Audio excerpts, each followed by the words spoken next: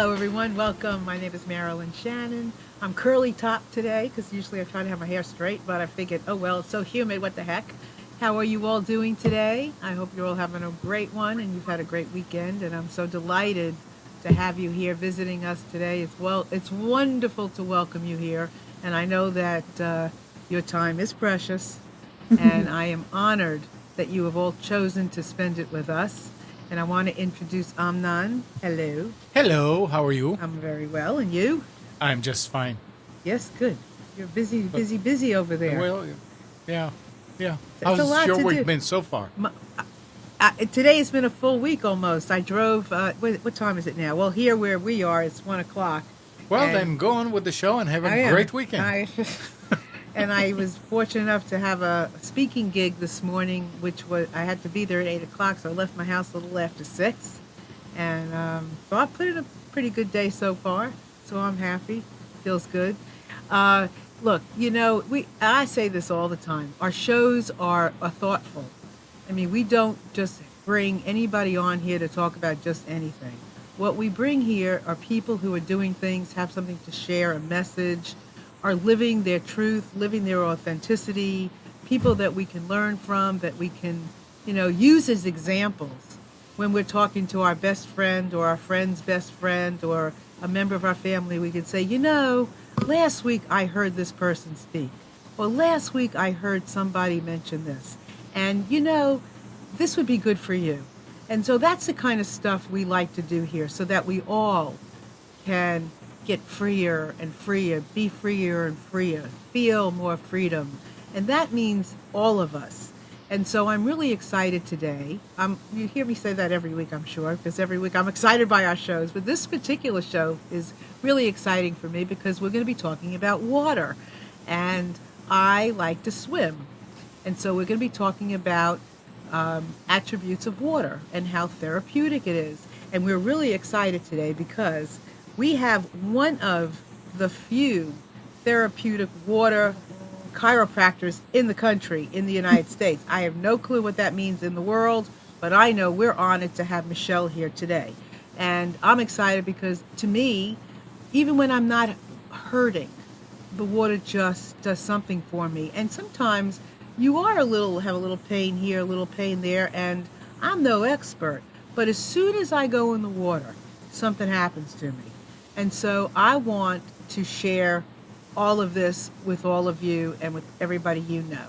So I am going to welcome Michelle McLafferty here. She's received her medical training in Southern California University of Health Sciences, earning her doctorate of chiropractic degree in 2005, followed by a 2-year residency in radiology diagnostic imaging. A Southern California native and the oldest of 22 grandchildren, she has always been a natural caregiver. Dr. McLafferty graduated from UC Berkeley in 2000. Her honor thesis for her bachelor's degree was on stress and its effects on mind and body. Michelle is one of the few chiropractors in the United States with an expertise in aquatic therapy, helping patients overcome a multitude of injuries both in the pool and out, while reducing physical stress and tension on the body. And of course, she is all about a holistic approach. So with that, I want to welcome Michelle here to the Breaking Free show today. So welcome, Michelle.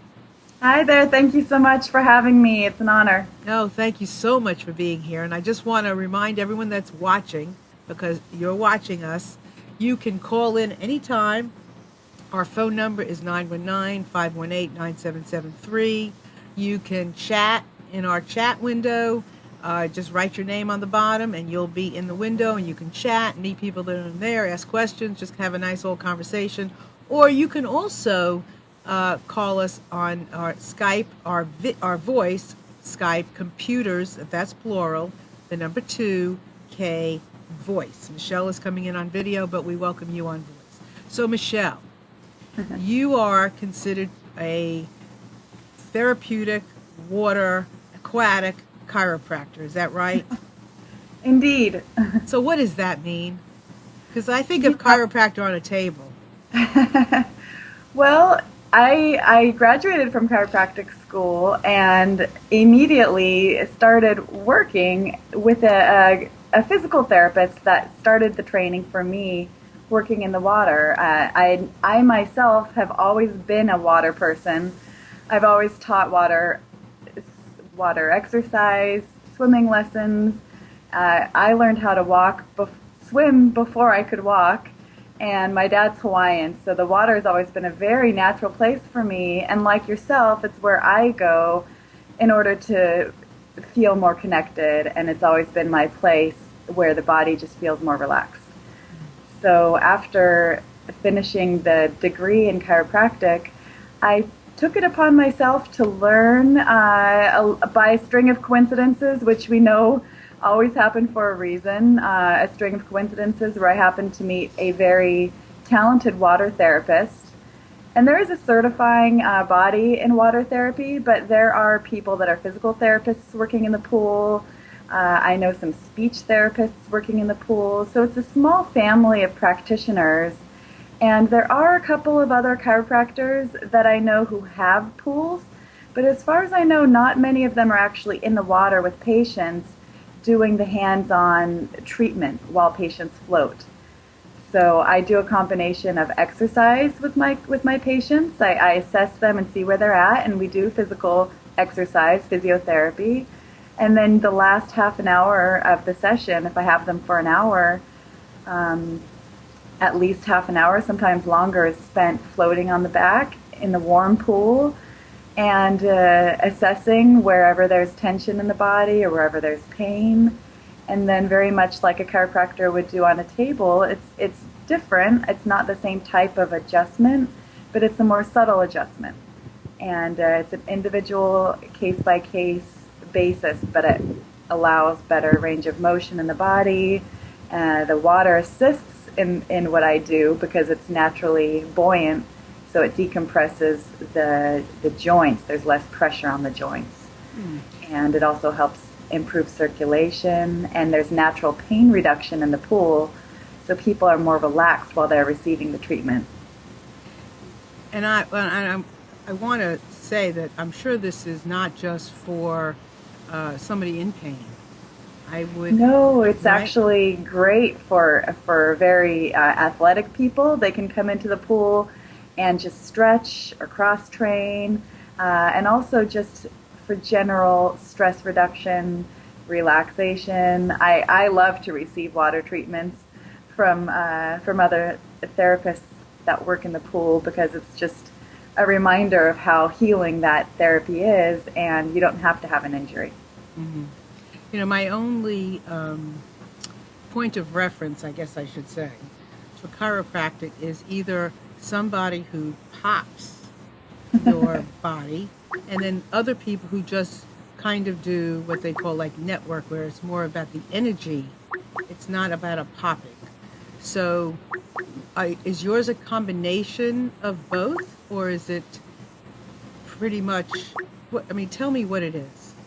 Well, I don't do many of those traditional adjustments where you hear a popping sound in the pool, although occasionally while I'm bringing a person into the range of motion and doing specific, some of the motions are similar to what you would receive in a chiropractic office, but it's done more slowly and a little bit more gently. So I am familiar with the network, and I like that, and this incorporates some of that deeper somatic release and energetic work. But it is physical manipulation in just a slower and more controlled type of way. So patients sometimes will have a popping sound when we get to the end of the range of motion. So you'll sometimes have a joint that releases, and that popping sound is basically the release of built-up gas that forms within the synovial fluid inside the joint. So you're not really cracking anything, you're just releasing pressure on the joint, and that has an audible sound that happens. So I don't usually force those adjustments into place.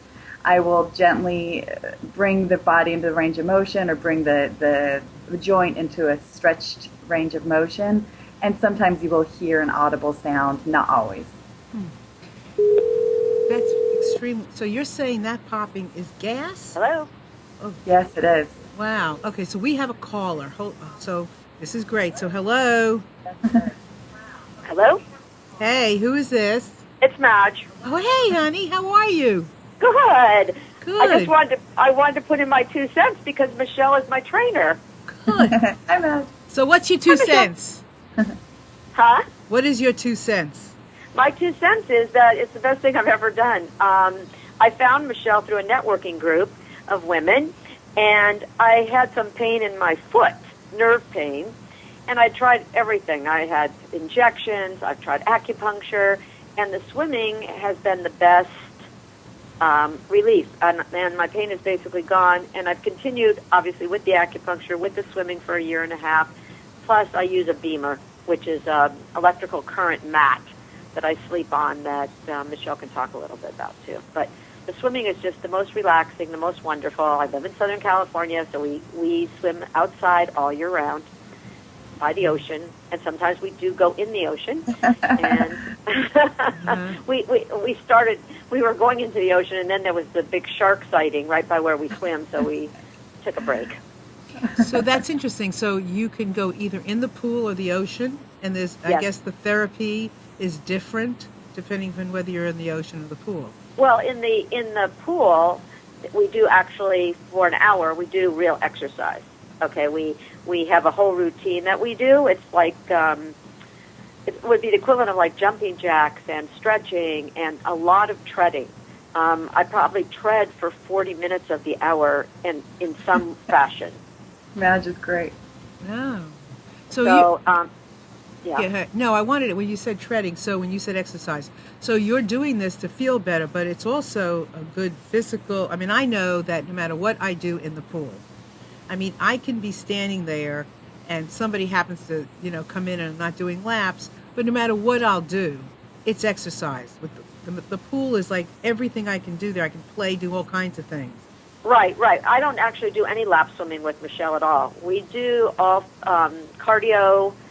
And why don't you explain, Michelle? We use equipment, and why don't you explain? Madge, you do so well in the water. You have a lot of endurance, and it's a great physical workout. In fact, you can burn 400 to 700 calories an hour in the water, and a lot of people come in like you're already in good physical shape, but some people come in with foot problems or knee problems or hips. And they just need to move. They need the freeing aspect of the pool in order to move without pain. So depending on each person, and for you, it's been so much fun to be able to do the exercises. And you're an athlete. I would consider you an athlete. So you can really hold up and do. Thanks. I don't think anyone's ever called me an athlete. Your head's above the water the whole time. So you're not submerged underneath the water. And you have to use the abdominal muscles a lot more when you're treading water and when you're doing exercises in that fashion, as opposed to swimming where it's really using the shoulders and the upper body. When you're doing water aerobics and water cross training, it uses the arms, the legs, and a lot of the abdominal muscles and core. So I really think it's as good of a workout, if not better, than swimming. Right. Wow. Also talk about a little bit about the equipment that you use, I use. Yeah. So we have water resistance paddles that actually enhance resistance. Sometimes you see swimmers wear the webbed gloves. It would be equivalent to that, but with a little bit more upper body resistance that you actually hold in your hands. And then there are the water noodles. You see kids playing in the pool with the noodles. We actually use those for some Pilates type motions with breath work to work on the core. And just a standard kickboard, you can use a noodle kind of like also, or a kickboard to do leg exercises. We also use the noodle for balance, which is so important because my mom started losing her balance like in her 60s, early 70s. And I decided that was not going to happen to me. And so I balance a lot on the noodles in the water, too. So that's all. That's a lot of I mean, I'm listening to this because I do a noodle. I do a noodle. Oh, my gosh. I'll do anything. Like sometimes if I can't get my hands on a noodle and there's a big ball in the water, I'll use a ball. and I'll just kick it, across the pool several times or whatever. We do a lot of it would be like the equivalent of cross country skiing in the water, like alternate leg and hand with these little things on your hands that you hold on to like paddles with resistance. So you're actually doing, how would you explain it, Michelle? It's like jumping jack, but not. It's like cross country skiing. Yeah, it's very similar to a cross country ski or scissor motion. That's one of the best motions. You can bicycle in the water, like a upright bicycle. You can just march in the deep water. And the cross-country ski is really nice because it's using the opposite arm and legs. So it really puts a lot of effort on the core, and it's very similar to walking. So in a person that actually has difficulty walking. Then after an hour of that, I take an hour and a half. So after an hour of that, we do this Watsu, which is what she was talking about before, where she floats me and stretches me and massages my parts that are, I don't have a lot of parts that hurt, but just anything, and my feet. And then we go and we finish off for about, 5 minutes or so in the jacuzzi. and she'll massage my neck and my shoulders and my feet. That's and great. So anyway, I just and you do that. You do that Yeah. how many times a week? 3 times a week. 3 times. Okay, well, hold on. I want to ask one question. Did you say that doing these types of exercise are even more of a workout than actually swimming laps? Michelle? In my opinion, I mean, swimming laps is a hard workout, and anything you do regularly, what I notice is the body gets used to the exercise it does regularly. So I used to be a lap swimmer in high school and college, and now I've done water exercise predominantly with myself and also with other people. So when I try to swim, it actually feels like a much harder workout. But statistics actually show you can burn the same calories doing water exercise as standard swimming. They use different muscle groups. Standard swimming uses, typically it's more heavy on the arms and the shoulders. So as opposed to water exercise where it uses a lot more leg, the cross-country skiing and the bicycling that we're doing, that Madge does in the deep end, you can use the arms, but you don't have to be dependent on just using the shoulders. You're actually using more of the core, which I find is more functional for the activities that we do on day-to-day life, like walking. I swam laps for years at the Y, in my 40s, and then I just gave up swimming basically and walked, but I always loved the water. So after walking where I couldn't walk because of my foot for probably close to 2 years while I was trying every available means not to have surgery on my foot, I met Michelle, and like I said, we've been doing this now, it'll be, it's about a year and a half, year and 8 months, and I would not go back to anything else but this. I don't walk anymore. I mean, I walk, obviously, but I don't, for exercise, I do this, and I love it. I mean, I come out of that pool, and I just feel like my whole day, my adrenaline is up, my endorphins are up, and I feel like I've gotten a really good workout, and I've noticed it mostly because I just can tread water so long. Right. And I went to visit a friend, and we got into a pool, and I was showing him all my exercises, and he couldn't tread for about 3 minutes. And he said, I can't believe you can tread for 40 minutes. And I was just treading while I was talking to him and showing him all the exercises. And I didn't realize until that it was really pointed out to me by my friend what great shape I am in that way. Right. And I know for myself, I have more staying power in the pool than I do in 90-degree weather. Even though I am walking and I am wearing a Fitbit, I do have more staying power in the pool. I can do more in the pool than I can on the land. And I definitely, because we do where I go up on a step and then I come down and then I balance on the step. What do you call that, Michelle? Squats. So you can actually simulate regular squats, make it harder. When you're in the deep water, that's the easiest on the body because you're absolutely weightless in the deep water. But when I really want to challenge people, and with someone I've been working for a long time with, like Madge, who's is in very good shape now at this point, we sometimes make it more challenging by going onto the stairway of the pool where it's much more shallow, where you're almost halfway out of the water. So you can practice doing squats, which are great exercise, and you still have the support of the pool, and if you were to fall back, you would just fall into the pool. but squats are great for strengthening the legs, the glutes, and for balance and stability. So you go up and down this. You go. Well, no, I actually jump onto. Well, what do we do, Michelle? I like jump onto the step and then jump off, and then or put a foot up and then another foot up and then down, up, down, like you're going off a little stool. Yes. Okay, but I do it on the steps, and it was hard in the beginning. It's hard, but the good thing is none of this puts pressure on my foot, which was, for like literally a year was killing me. Right.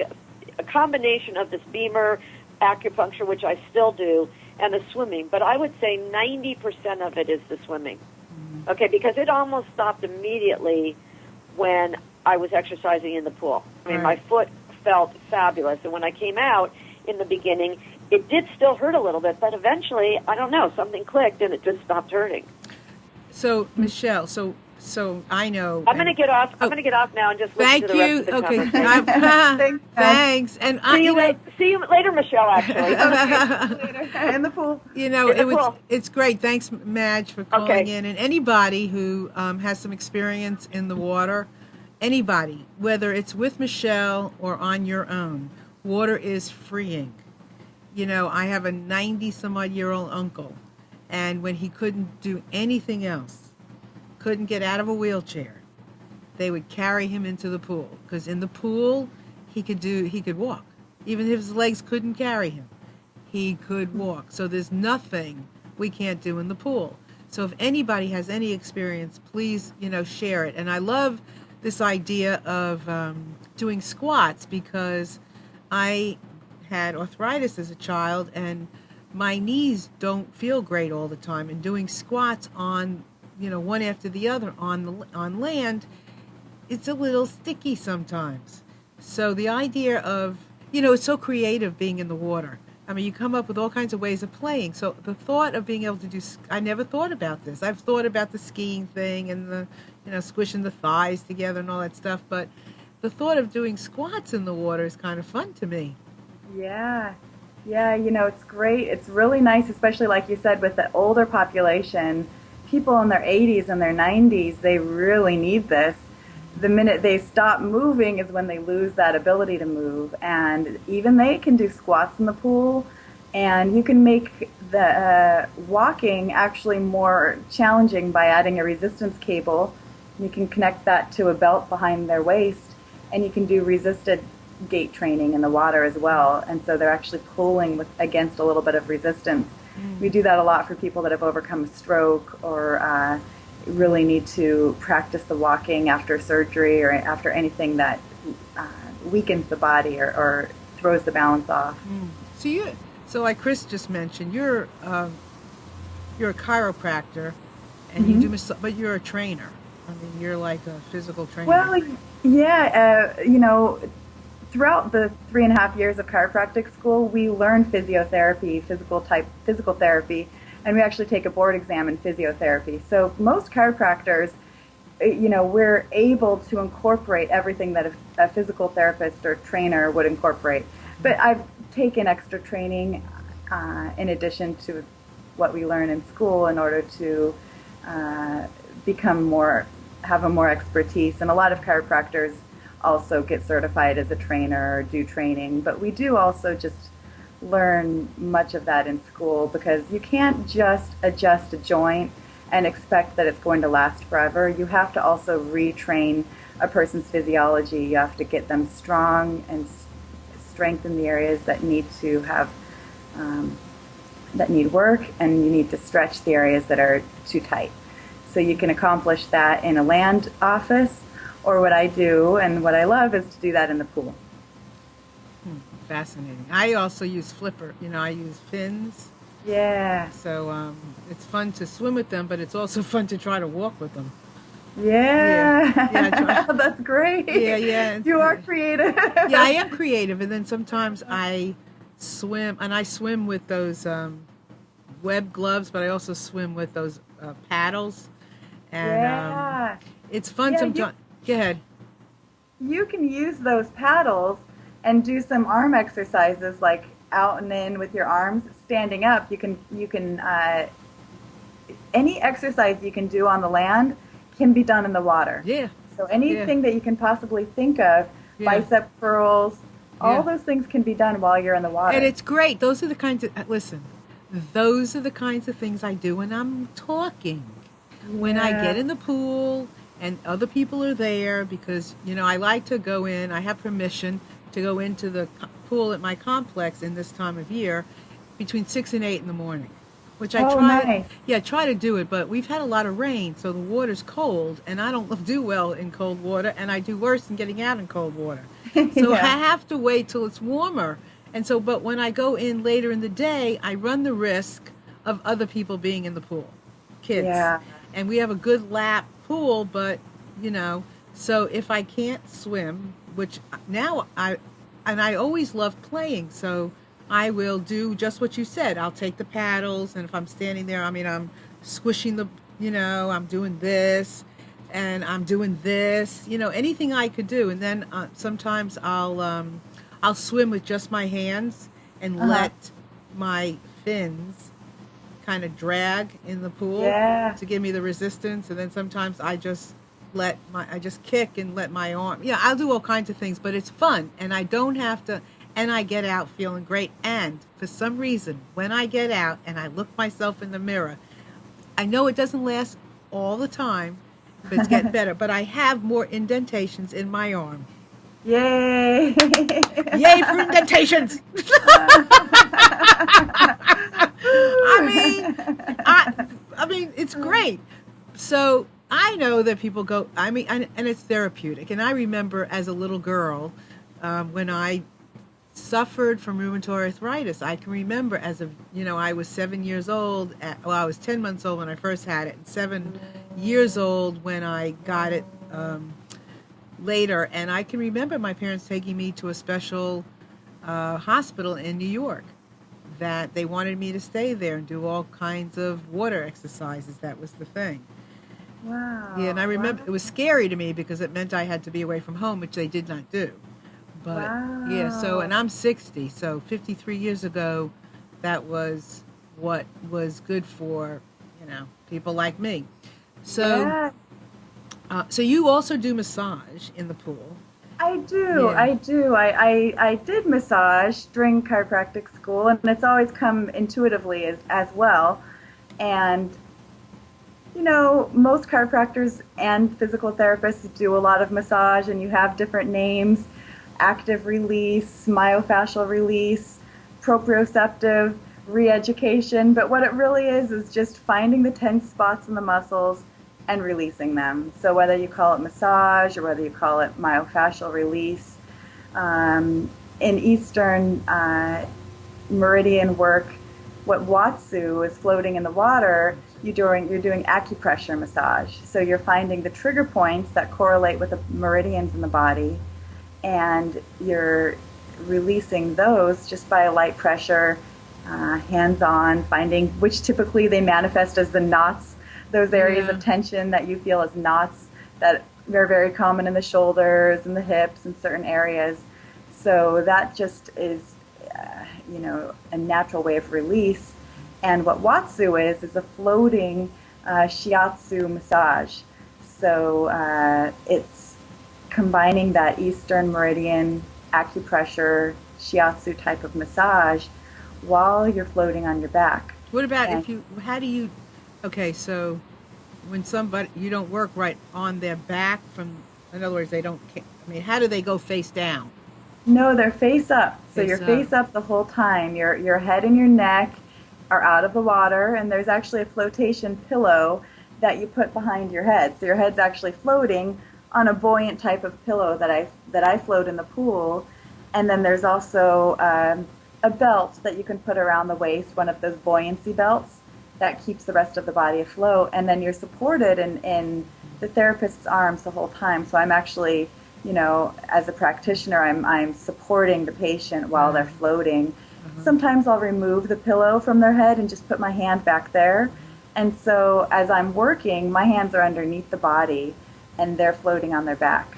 And that's the way that it's very womb-like in a way. Yeah, and you're cradling. It's like you're cradling Yeah, I have had some interesting emotional experiences. I wanted to ask you that. Yeah, talk about that. Yeah, well, there's a few things that come into play. We use a warmer water for that type of work. So typically it should be close to body temperature, 95-degree pool or so. And the ears, if a person's comfortable, I can have them wear earplugs. Otherwise, we let the ears slightly submerge. And there's this swooshing sound that sort of happens like a white noise. And it really activates the old brain and those ancient memories that we all have of being in the womb. So when you're floating on your back, you're being cradled by the practitioner, especially a very strong person who holds tightly to their pain, or a very masculine person that's not used to being in that type of position.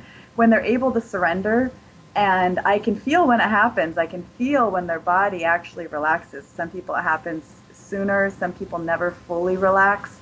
But when a person's able to just surrender to that water and trust that I've got them. And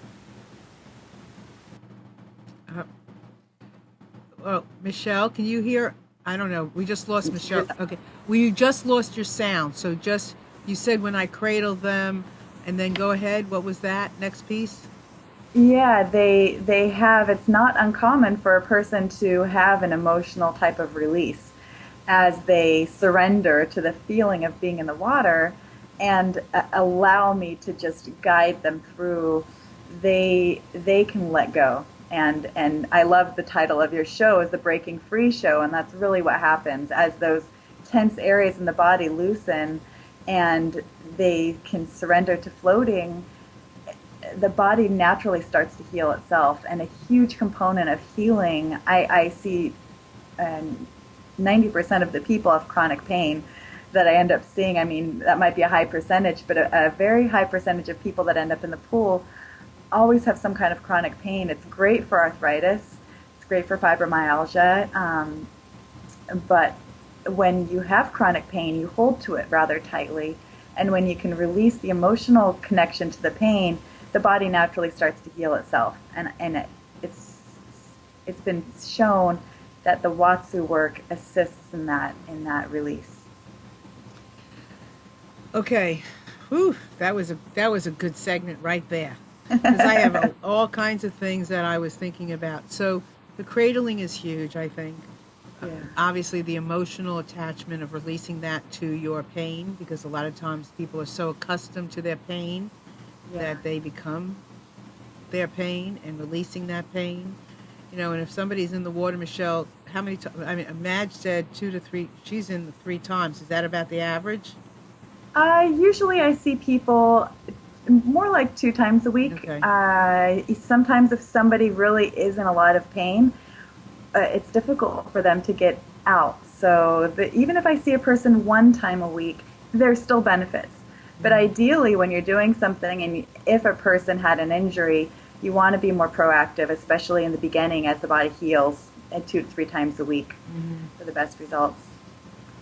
So, and you find that, and there's some questions on the chat that I want to address, but you find that somebody who has fibromyalgia or arthritis or any other type of ailment like that, that they are able to sustain the release, the emotional release?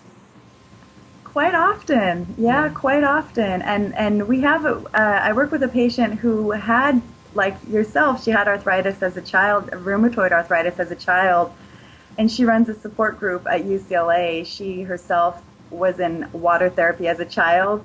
That sounds similar to you, and I believe hers was at UCLA. And she comes into the pool where I work a couple of times per week, and she actually has, she runs a great support network, and they have meetings regularly, and we've spoken once in a while at their meetings just to let other people in her community know. Juvenile rheumatoid arthritis is a subset of traditional rheumatoid arthritis, but any inflammatory condition, which fibromyalgia falls under that same category, it can be rather stressful to a person's emotions and body.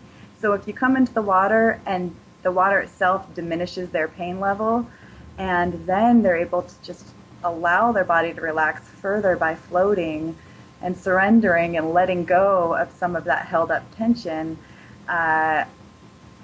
sometimes they'll have a couple days of relief. You know, if a very acute condition, maybe they'll just have a few hours of relief. Some people will have a week of relief, and then they come back the next week. So it just depends on the person. And I bet, your approach in the water, your communicative approach is going to be different, I think, on some level than maybe on the land. It is very, very different. It's more engaging. You're submerged in the pool with a person. And there actually is a chiropractor up in Canada who's done a little bit of research that also works in the water. It's the only other chiropractor I've known that I've been able to find who does some types of adjustments in the water up in Calgary. And he did a research article, and he showed that since water is the most resonant medium, dolphins can communicate for miles underneath the water because the sound travels so far. And the same thing is with touch. When you give an adjustment or even just a gentle light massage in the water, it's received by the body with more sensitivity than when you're doing that on land. So that's why I do lighter type of work in the water, and it's picked up in a different way.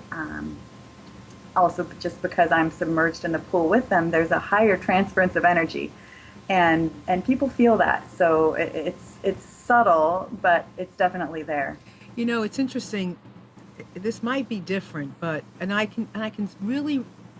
really can visualize what you're saying, because I know sometimes when I'm in the pool and something touches me, I get more of a shocking, like a feeling, like if a ball rolls over and touches me on the shoulder, I feel it from my head down to my toes. It is not the same thing when I'm walking and a ball hits me.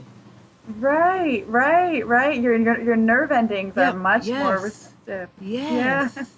Isn't that interesting? Yeah. That's really interesting. So we have a question. Suziani is asking, could you tell us what we can do at home in the pool? In our tub, excuse me. Is there certain things you can do in the tub at pool that can mirror some of what you do in a pool?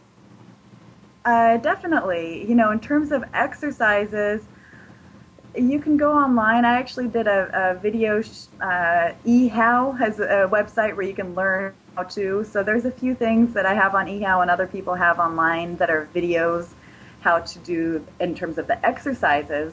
But in the bathtub, if you have access to a regular pool and you want to do the more relaxation type of exercise or the relaxation breathing work, when you breathe underneath the water, just breath and sound, your body actually has to work a little bit harder to breathe in the pool because of the water pressure on the body. So even while you're submerged in the bathtub, one of the most important things for all of us in healing is being more conscious of our breath. So if you're sitting in the bathtub and you're soaking, that's a wonderful therapeutic thing to do.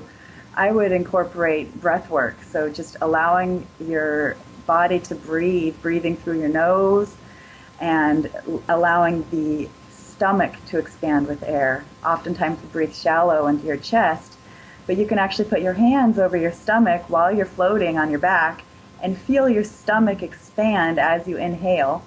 And then you can exhale, hold it in for a few seconds, and then exhale fully. And a lot of times I'll have people make a noise, like a something audible as they exhale, and that activates the diaphragm, and it helps with lymphatic drainage.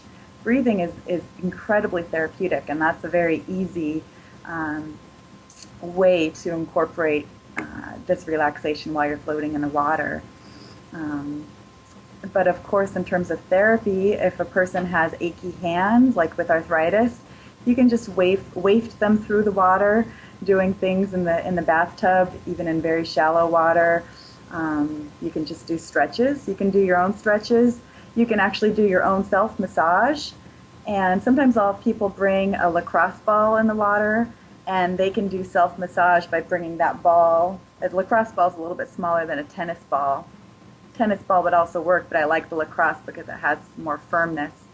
And you can do self-massage, and you'll find in the warm water the muscles gently relax, and it's easier to get into those tight spots in any form of massage while you're floating. Very interesting.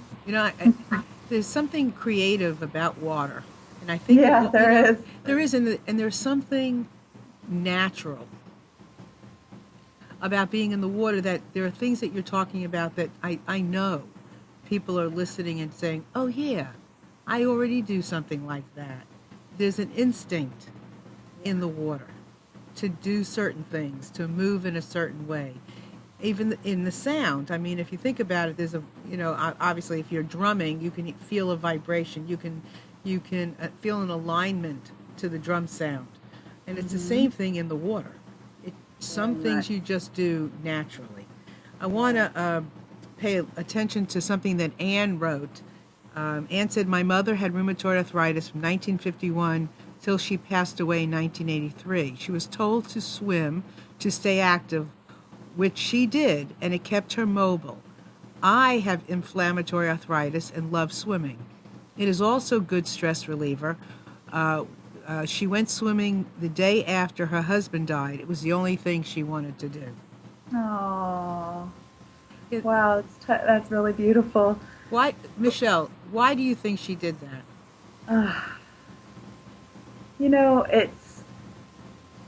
It's such a, I always go back to that nurturing, womb-like, supportive feeling that you get while you're submerged in the water. And that's such a touching story. Like you said, it's something that comes natural, and I think it's innate. When we're submerged in the pool, we feel safe.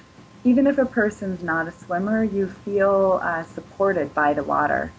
And it's very freeing. It's a place that if you are a swimmer, in this case, it sounds like she was swimming, and so your ears are submerged, and you're away from the rest of the world. It's a way to sort of escape the everyday sounds and experiences that we have in the world, and it's the only place where you're completely weightless. So, we can't fly, as the body, when you're handling death and you're losing someone very close to you, their spirit's being released, and when you're floating or swimming in the water, it's a very, it's almost like you're levitating yourself. You're also floating. It's very, what I could imagine, the closest that we'll ever feel to flying. And that in itself is nurturing, emotionally nurturing. Also, it's the one place where you don't have phones. You can bring radios in now, but you don't typically hear any noise. And so it's a sense of solitude, and that's not too easy to come by in the active world that we live in. You have to, I'm sitting here and I'm sorry, I have my eyes closed almost. Yeah. And I'm visualizing myself when I'm swimming, and I'm feeling a lot of what you're describing. The freedom, there's no sound. I can do anything I want. Nobody, it's just me. And I feel the speed, or I can feel a calmness. So I really do recommend to anybody, you don't have to be in pain, just to dump yourself in water. I mean, just like the tub even. I mean, my mother has been going into a bathtub for years, and just lying there. There's something so magnificent and such a blessing about being in water. And I would recommend you just take those first steps. You don't have to, people say some people don't like water, but I really think if people gave it a try, even just a little bit, just sitting on the edge of the pool and stuff, just start. I think it would be remarkable. Amnon has a question. Is it true that just being in the water, shallow end, and walking around is a lot of exercise because of the pressure of the water on your body? It is a good workout, and you can make it harder by walking faster. But even if you're walking slow, you have 360-degree resistance. So it's natural resistance that the water brings. And you're able to burn similar calories as if you're walking around on the land, but it's much less pressure on the knees and the hips. Right, so, and you don't sweat as much. That's always the thing that I like. Yeah, although I do remind people, have some water next to the side of the pool if you're doing that kind of exercise, because when you're submerged, you naturally don't feel as thirsty, but your body still needs to have water. And you do sometimes, the body will still sweat, but we just don't know that it's happening because we're submerged. Yeah. So yeah. Good points. Chris is asking, how much is the womb-like feeling have to do with being close in physical skin-to-skin contact with another person? How does that play in? Yeah. I do, and oftentimes, I'm working in an environment that's typically I'm dealing with specific condition or injury, but in a very spa, like here in California, we have Santa Barbara and Ojai, and there's a few places that are just exclusively for spa relaxation Watsu. And you'll always sign a release before you have a therapy session. And I usually have people sign a release too, to make sure that they're okay being in close contact. And a lot of times I'll wear a wetsuit top or something in the pool. But you are in physical proximity very closely with the practitioner, so you have to make sure a person is okay with that they can feel comfortable. And like I said, for somebody, especially somebody that's male or female, that's holding tight to the masculine side of their personality, it can be, it's not always intuitive for them to sort of surrender that and let it go and let somebody else hold them. In my case, a female practitioner, and while I'm holding them, I am kind of taking on a more masculine role at that time, guiding them through the water, so they have to go into a more receptive and feminine state. And in terms of the womb-like experience, I notice no matter what a person's age, when they enter the pool, one thing that happens is they get a little smile. They sort of feel more childlike. And when you're floating on your back and the practitioner is holding you, your arms and your legs kind of naturally will waft and swoosh through the pool. And so it kind of encourages this natural, deep, playful nature that we all had as kids. And that kind of comes back while you're floating, and you can just let your arms hang. And a lot of times people will come up and they'll feel more energy. I think some of that energy is just from harnessing this innate playfulness that we're all born with. It's funny. Last week I was in the pool and I was swimming, and there was this young man from my neighborhood who I don't know. He came in, and I'm guessing he was like in his early 30s, and he had a smile. He was swimming laps. He had a smile from ear to ear, and I was resting at the end of the pool, and he stopped and he said, I used to swim all the time, and I haven't swam in years, and I am having so much fun. And he was like, he could not stop laughing. It was so cool, to watch this man, and I was so interested, like, what made you stop? What makes people stop? I get, life and stuff, but you love something so much. Michelle, I know that we're going to be out of time before I know it, and I wanted to ask you, and make a statement. So this must be a lot easier on your body as a practitioner than it is on somebody who does massage on land. Most definitely. Right?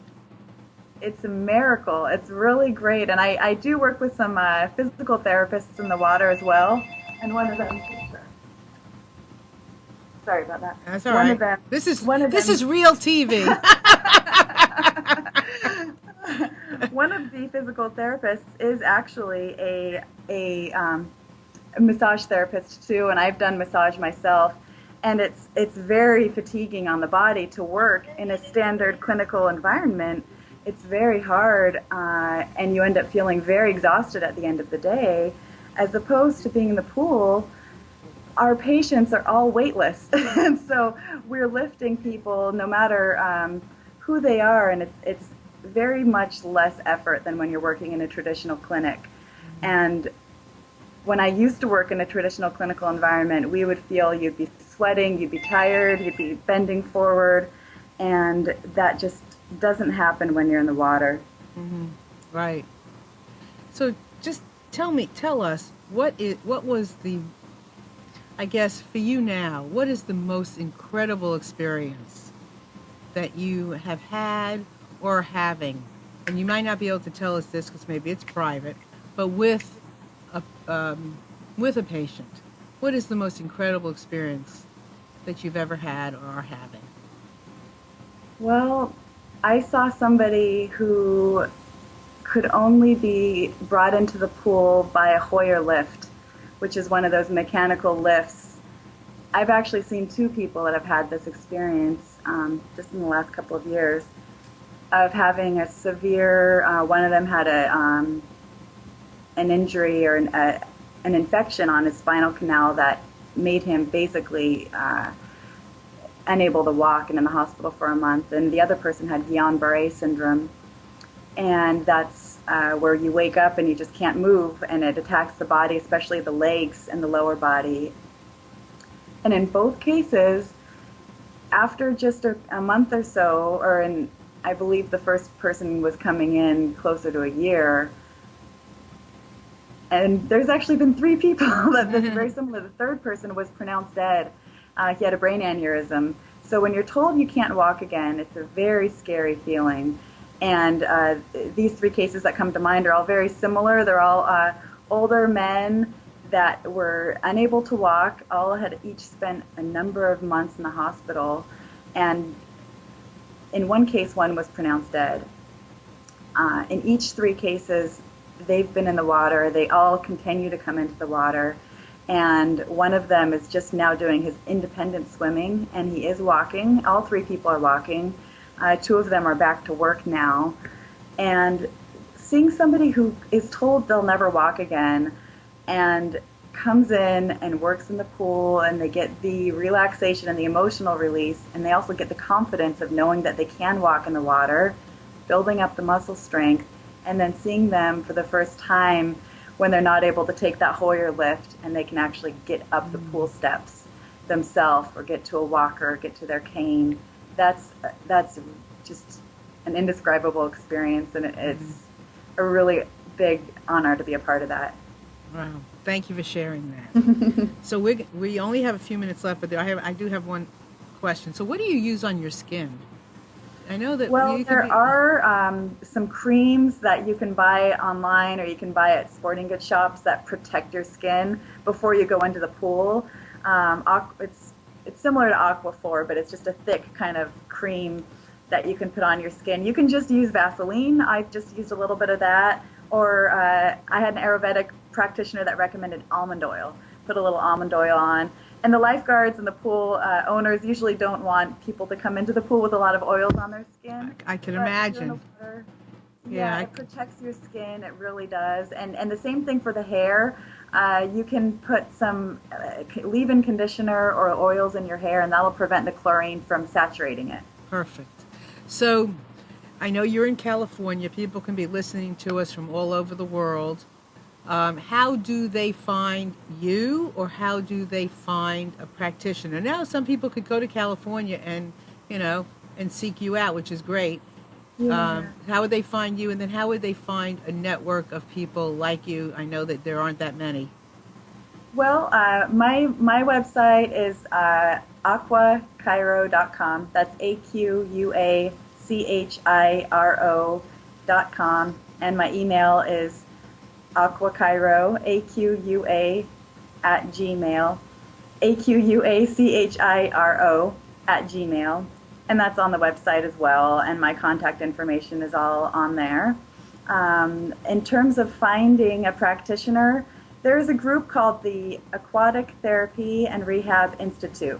It's ATRI, and if you Google ATRI, Aquatic Therapy and Rehab Institute, you'll be able to find therapists in every community in the state. Most of them are physical therapists, but a lot of them are doing similar type of work. They might not be doing the floating massage or chiropractic work, but they are doing similar types of work, and you can find them that way. Or you can Google WATSU, WATSU, WATSU practitioners, and they also have a certifying group of practitioners, and there's list by list in each state in order to find a good therapist in your area. And I highly recommend it, or just join the YMCA. Yeah, just get in the water. It's interesting because when I was doing a little research prior to you coming on, I started looking at pictures of Wazoo. You call it Waz? What do you call it? Watsu. Watsu. And it was beautiful. I posted some beautiful pictures. It was so glorious looking and dancing, and it was just lovely. So, it was wonderful. Anyway, Anne is saying that there are washes that remove chlorine from your face, your hair, your body, and she uses it all the time. She is an Arbonne. I believe it's Anne McKenzie, who I know very well. She sells Arbonne. So, so she has product. If anybody's interested, please let me know. You can write me at Marilyn above my head at reenchantplanetearth.com, and I will connect you with Anne as well. And Michelle, this has just been lovely. I thank you so much for opening up my eyes more, and everybody else's out here, to the possibilities of water and, more freeing. I mean, because anything that we can do, I'm a proponent of that. Anything that we can do to connect ourselves more with feeling better, with feeling greater, with feeling, period, with releasing, and to know that there are such beautiful people out in the world doing things like Michelle, that's, it's non-threatening, and there's opportunities and options for us all to have in ways that we might not have thought of before. Let me see. Chris is saying thank you to everyone. She's just really happy you all were here, and Anne is saying water is the best, and it really is. So, Michelle, in closing, what would you like to leave with us? Well, thank you so much for taking the time to address this as a topic in your show. With the topic of breaking free and water therapy and water work are completely synonymous, and the water's just been a lifesaver for me in my own health, feeling pain-free every day. And also I've seen so many people that once they discover the water, it's like the fountain of youth. And Europeans have been doing it for centuries. It's ancient Rome. It goes back as far as the ancient Roman baths. It's innate into our psyche and our culture as humans. So if you're a water person, yay. If you're a little bit scared to get in the water or hesitant, I really say just try it. Even if you're just putting your feet in, even if you're just taking a bath, it's a very, very natural and soothing thing, and I guarantee you'll have a great experience. Yeah, that was beautiful. So thank you very much for being here, and I want to thank everybody for joining us today, and I'd love to hear your stories. Come back and share, what happened, how it felt, what you noticed, any of those things, and let's compare notes.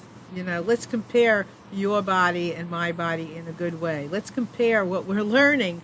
Amna's laughing at me, but it's true, because I know that, I used to have to go down the stairs sideways, taking my right foot first, and then my left foot would come because my left foot would hurt more than my right foot. And when I can go down straight and I'm not hurting, it's a good day. It's a good day. So thank God. So with that, I want to thank you all for being here. Come back next week and join us again for another wonderful Breaking Free show. Have a wonderful, wonderful day. I'm going swimming this afternoon because it's not raining. Yay. Michelle, mwah, thank you. Thank you so much. Thank you. Thank you. And we'll be in touch. And Madge, thank you for introducing us to Michelle. Bye. Bye-bye. Bye.